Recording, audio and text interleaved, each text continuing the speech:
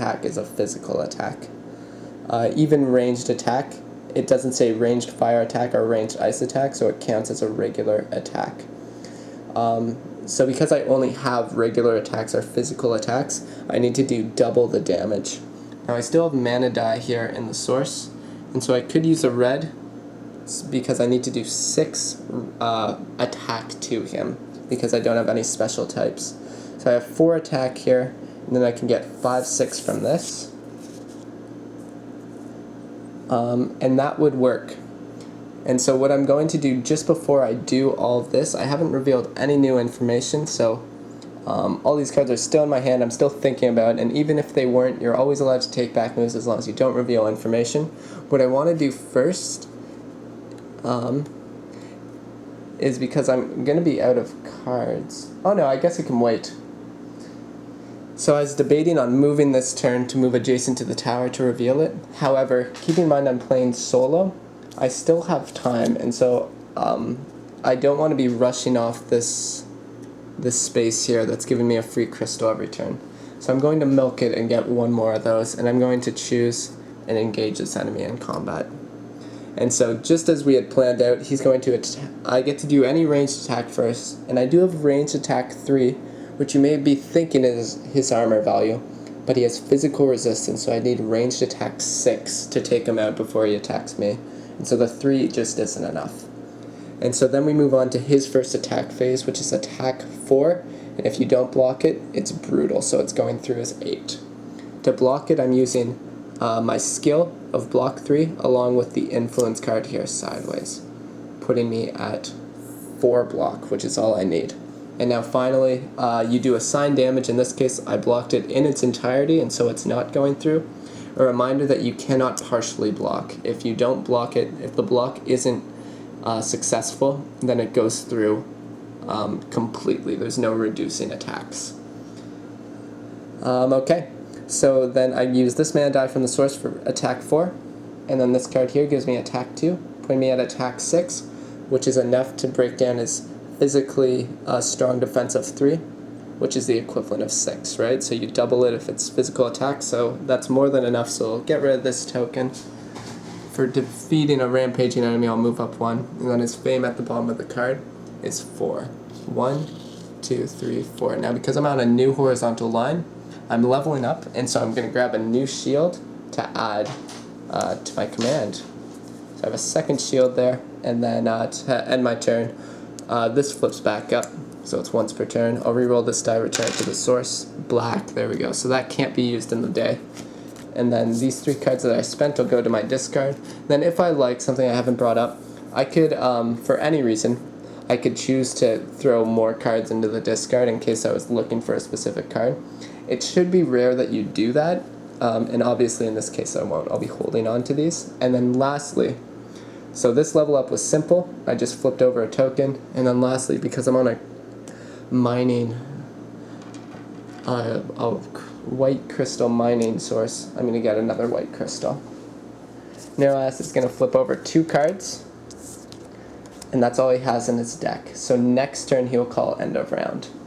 What I'm going to choose this turn is to do nothing once again, and you are allowed to do that on your turn. And so long as you have cards in your hand, you're not forced to call end of round. So I have cards in my hand, I'm going to choose to do nothing and just to gain 1 more right crystal. Now over to Nerolas, he's going to call end of round because he can't draw. So he calls end of round, and that means I have 1 last turn. And on my 1 last turn, I'm going to spend this, how am I going to spend this? I want to see what's in the Mage Tower. I also want to see what's in the Keep. So I can generate 6 movement. I just got to choose which one I want to end up on. So we have 1, 2, 3, 4, 5, 6. Right, so the higher movement plus this lesser movement pointing me at 6. And what I'm going to do, honestly, the Mage Tower's rewards are always much stronger. So this is something I forgot to do. So we've talked about the Keep rewards. The Mage Tower rewards are these spell cards, which are very strong cards, but that require mana to use. So all of them have that green or red or blue. All of them require some mana to be used. Okay, but if you look here, Fire Black 4, and if you're successful, then you get Fire Attack 4, all for just 1 red mana. And then the super ability here, if you can use red and black mana, Fire Black 4, and if it's successful, just kill the opponent, kill the enemy you blocked. And so it's really just really overpowering cards.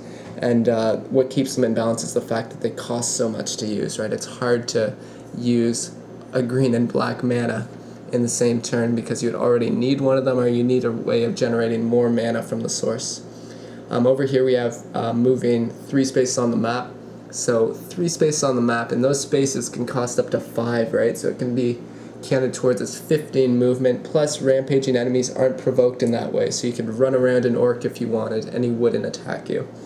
And then here you have Meditation, which lets you draw 2 cards at random from your discard pile and add them to your deed deck. So if you're a very strategic player and you're burning through your cards, you can grab 2 from your discard and throw them back on your deed deck to make your round as effective as possible. And so here I've played 6 movement, and these hills here cost 3 each, right? And so what I'm going to do is I want to end up adjacent to that Mage Tower because I am going to want one of those spells. So I'm going to go 1, 2, 3. I'll see this keep. And so a strong defensive enemy. What's he called? He's called a guardsman, suitably enough. So strong on defense. Now he is in a keep, which means he's fortified. This symbol also means he's fortified. So what that means is he's double fortified. What fortified means is that he can't, ranged attacks don't work. What double fortified means is that even sieged attacks don't work. Okay, so if he's just fortified once, you can still use siege, but the fact that he's in a keep as well means sieged attacks don't even work. Not that I have any.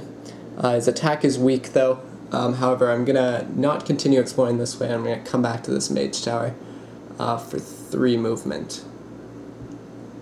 Yeah, just so I can see what's in it. 1, 2, 3. And here we have, I think it's a Fire Golem. Yeah, Fire Golem. So, nasty guy. Brutal attack, meaning if I don't block the 3 fire attack. So how do you block fire attack?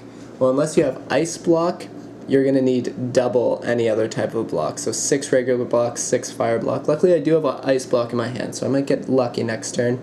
And then his resistance, his defense, so he's physically resistant and fire resistant, and so I'll probably have to do double damage unless I can generate an ice attack on him, which I don't think I can. So a very tough enemy, but again, the reward of a spell is huge.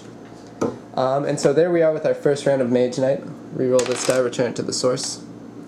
These cards are moved to the discard, and he's called end of round, so that was my last turn. I timed it so that I also didn't have any cards, and I ended up with 3 crystals, so a solid round. So in terms of refreshing, for the dummy player, you're going to look at this bottom card here, and you're going to add whatever color is at the bottom of the spell deck. So in this case, green. You're going to add that to the dummy player's inventory. Then you're also going to add the advanced action that's at the bottom of the deck. You shift these down, you replenish them, you get rid of the bottom spell, add it to the bottom of the deck there, and replenish them. You're also going to flip over the source. I didn't flip this, did I? You're also going to, wow, good one. You're also going to flip over the source here to the night side, and so that'll show you the new night value where forests are 5 and deserts are suddenly not so hot. You re-roll these dice into the source, and again, we have all basic, so no need to re-roll any. And I could have 1 non-basic, but not 2. If I had 2, I'd re-roll both non-basics again. You replenish the unit offer, so any units that weren't bought go to the bottom of the deck. And in this case, it's another 3 units. So there's another herbalist. Here's someone who can be recruited at a monastery, which we haven't seen yet. And here's someone who can be recruited at a keep or a mage tower.